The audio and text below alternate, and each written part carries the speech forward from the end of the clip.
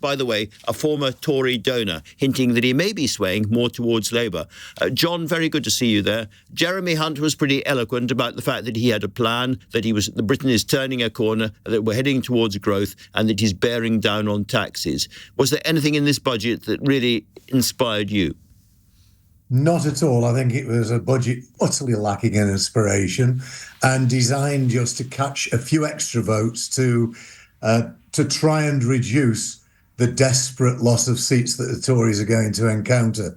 So no, nothing at all. There's no growth in that budget at all to help Britain prosper, to develop green technologies in the UK, and to make Britain a centre of excellence for incoming businesses that would help not only save the environment, but grow a huge business within Britain to export abroad. Well, we certainly haven't talked about the environmental aspect of the budget much so far. Give me a couple of examples of the kind of policies that you would like to have seen that might have attracted your support and attention.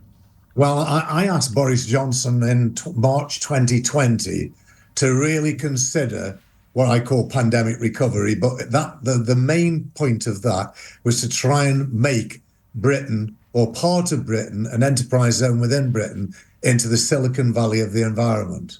And I pushed this Silicon Valley. I noticed, amusingly, that Jeremy Hunt has now coined my Silicon Valley idea, but not to do with the environment.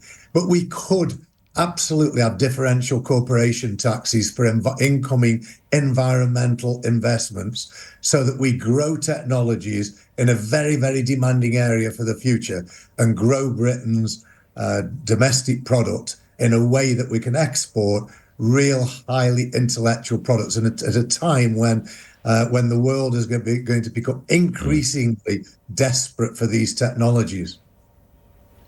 Well, you heard Keir Starmer's response to the budget, perhaps, and indeed Rachel Reeves is going to be on this very station quite shortly talking to my colleague Ian Dale. I wonder what you make of them.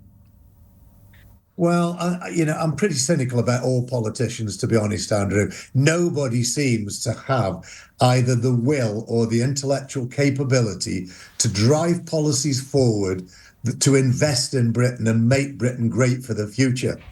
And we are tinkering about with tax cuts here, freezing thresholds there, giving a bit there. And it's preposterous because we desperately need the inward investment with really high-paid industries where working people can enjoy a greater income. And tinkering about with these numbers when we've got ridiculous interest rates at the moment. And I don't know how he's got the audacity, really, to forecast 2% inflation coming up very soon, and at the same time, the Bank of England maintain interest rates at a rate that's killing people. And it's really hurting them, along with energy costs. That is a really, really interesting point, John. Always good to talk to you. Thank you very much indeed for taking some time out of your evening to talk to LBC. Thanks so much for that.